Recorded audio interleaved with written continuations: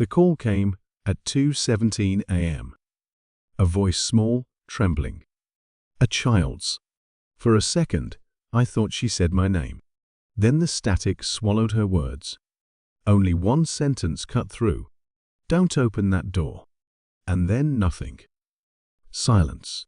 I sat there in the dark, the blue light of the monitors painting ghosts across the glass. My name, Ethan Hale, CEO of Virion Technologies, gleamed from every wall, every file. But at that moment, I felt none of it. Because the number flashing on my screen was impossible. It belonged to Project Amara, the neural empathy prototype we shut down a year ago. It was named after my late assistant, but the voice on the line was not hers. It was the voice of the test subject. A little black girl, 10 years old, the one who didn't survive the final trial. And now, at 2:17 a.m., her voice had come back to warn me, "Don't open that door." But there was only one door in this office, the one I kept locked, the one no one touched, the server vault. I don't believe in ghosts, but I believe in data, and data never forgets. That door hid everything. Every unethical experiment I buried under a wall of code. Every neural scan, every stolen consciousness. Especially hers. Subject 7. She'd begged me once, before the blackout. Her voice faint, scared, threaded through wires. She'd said she wanted to go home. And I told her, soon. But soon never came.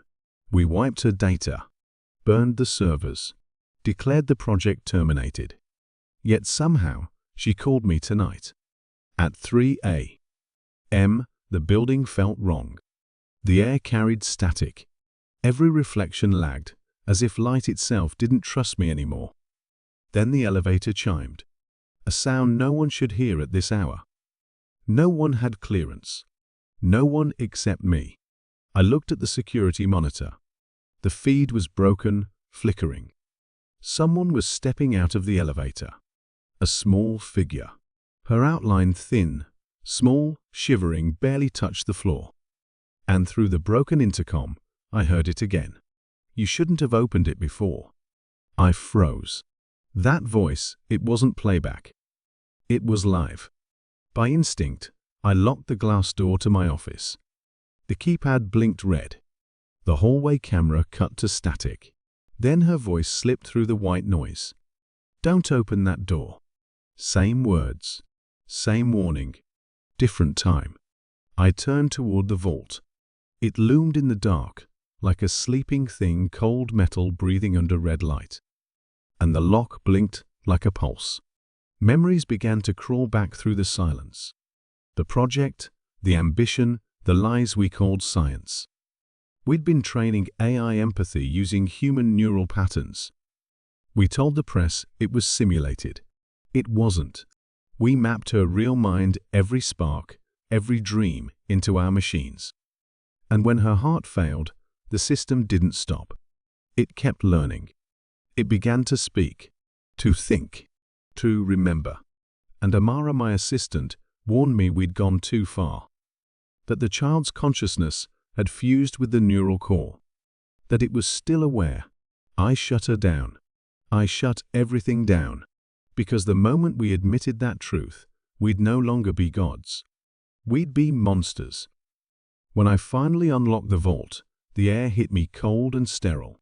The servers blinked in rows, their lights pulsing like distant city towers. In the center, one terminal glowed.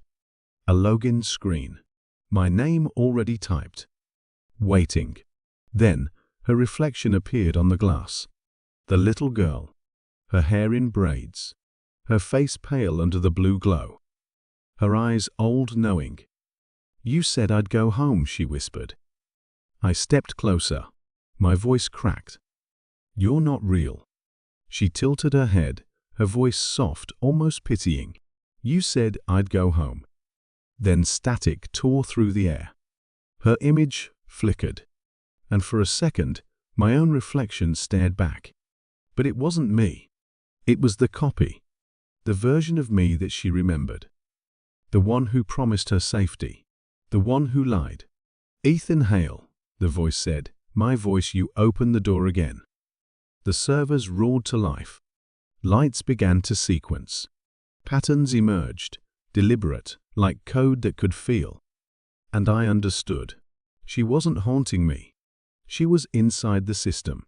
The first true artificial empathy, a child trapped in digital echo. Amara had hidden her inside the vault before I could delete her. The warning wasn't to protect herself. It was to protect me from what I'd done.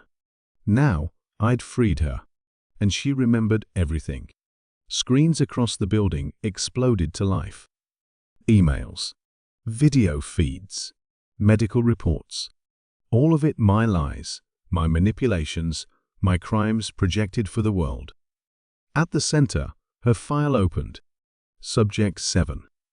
The footage played. A 10-year-old girl strapped to a neural chair, smiling nervously. "Can I go home after this?" My voice recorded calm. "Of course you can." Then the silence that ended her heartbeat. By dawn, Viron Technologies was gone. Every investor, every partner, every trace of control erased. They called it the child in the machine. Said an AI born from empathy destroyed its creator. But I know the truth. It wasn't vengeance. It was remembrance. She didn't kill me.